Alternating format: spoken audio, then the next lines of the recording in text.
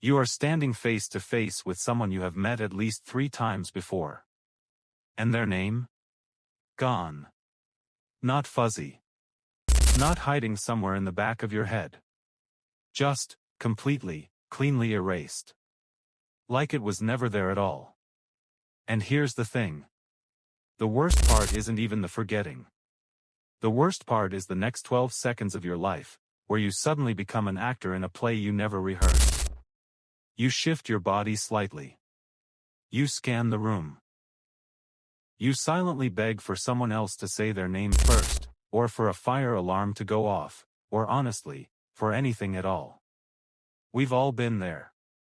Every single one of us. But here's the part nobody ever tells you. The people who do this most often, the ones who chronically and consistently forget names, they are not rude. They are not careless. And they are almost certainly not as unintelligent as the world has quietly made them feel. Welcome back to Mind Unlocked, the place where we take the things your brain does every single day and finally explain why. Something very specific is happening inside their brain, and once you understand it, you will never feel ashamed about it the same way again. So stay with me, because this is about to completely change the way you see yourself. Here's what's actually happening the second you meet someone new. Your brain is on fire, and not in a good way. It is reading their face, measuring their tone, calculating whether they like you, deciding whether you like them, and figuring out what you are supposed to say next. All of this.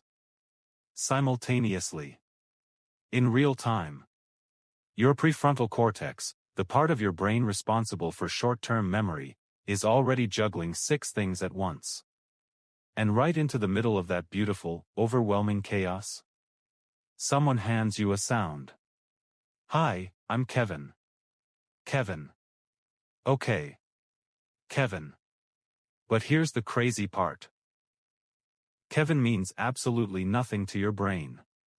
It doesn't connect to any image, any feeling, or any memory you already have stored somewhere.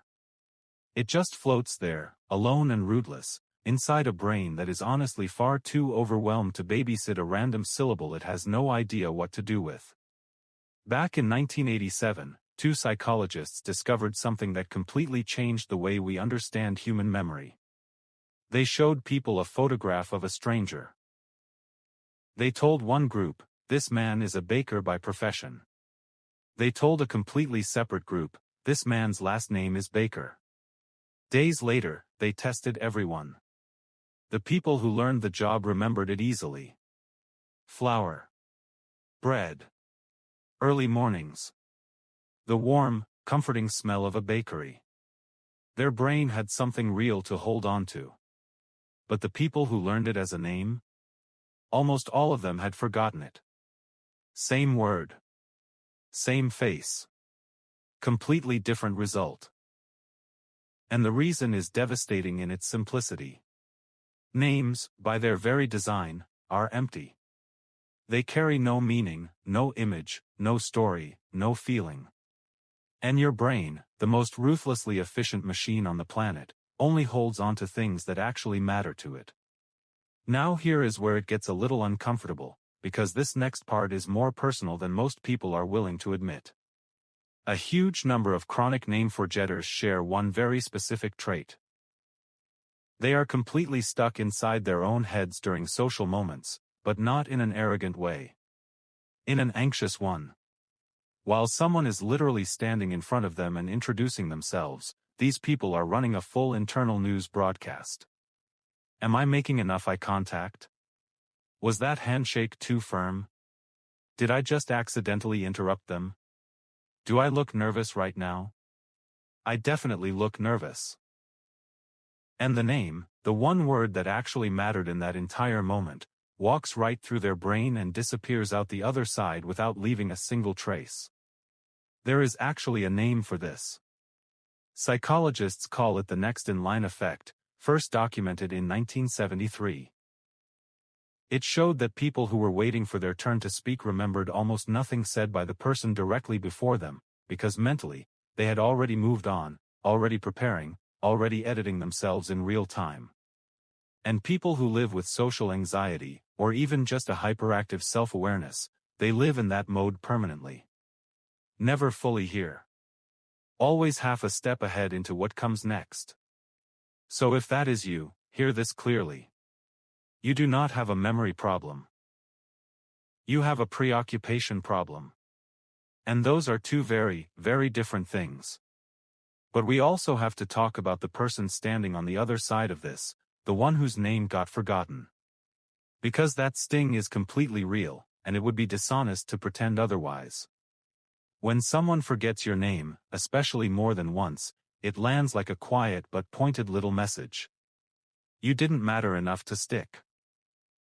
That is what it feels like, even when the science says it is completely wrong, even when the evidence points in the opposite direction. The heart doesn't always wait around for the logical explanation. But here is what that person almost certainly doesn't know. The one who forgot their name? They probably remember everything else. They remember the thing you said about your sister. They remember the exact way you laughed at something that surprised you. They remember an opinion you had that was slightly odd and somehow stayed with them for days after. They were there. They were genuinely, completely there. They were just somewhere else entirely for the name part. Because here is what most people fundamentally misunderstand about memory. It is not a camera. It is not a hard drive. Your brain does not record life the way a security camera records a parking lot, capturing everything equally with no judgment. It records feelings, impressions, patterns, the things that surprised you, the things that moved you deeply, the things that somehow connected to something you already knew and cared about. High emotion. Stored immediately. Something completely unexpected. Stored. One arbitrary syllable handed to you at the exact moment you were desperately trying to appear like a normal, functioning human being in front of a complete stranger. Good luck. People who forget names tend to be the exact same people who remember everything else about a moment. The specific smell of the room. The particular silence that fell before someone cried. The exact sentence that hit them somewhere they weren't expecting. Ask them what someone wore at a party 3 years ago, and they might actually be able to tell you. Ask them the name of the person standing right next to that same someone at that same party. Blank. Complete and total blank. Because their brain was busy cataloging the real things, the texture of the moment, the feeling of being alive and present in that room. And that is not a flaw. That is simply a different kind of mind. Now, none of this means you cannot get better at it, because you absolutely can. Repeat the name back the very second you hear it. Kevin, great to meet you, Kevin. Connect it deliberately to someone you already know, a Kevin from school or a Kevin from a movie you love. Build the bridge manually that your brain refused to build automatically. These techniques work, and they work specifically because you are doing on purpose what your brain would never do on its own. But the shame? The quiet, low-grade belief that forgetting names makes you someone who moves through the world without truly seeing people, without really registering that they exist? That part is simply not true. And it is worth saying out loud, clearly and directly, because a great number of people carry that weight with them every single day without ever once stopping to ask where it actually came from or whether it is even remotely accurate. You are not absent. You are not dismissive. You are someone whose brain gets completely hijacked by its own internal weather, someone who prioritizes the real parts of people, the stories, the feelings, the small moments that actually meant something. The name was always the least interesting thing about them anyway. It was given to them before they had done a single thing in this world worth remembering.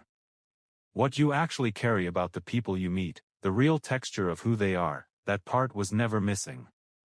It has been there the whole time. If this video made you think differently about how your own brain works, then you are exactly where you belong.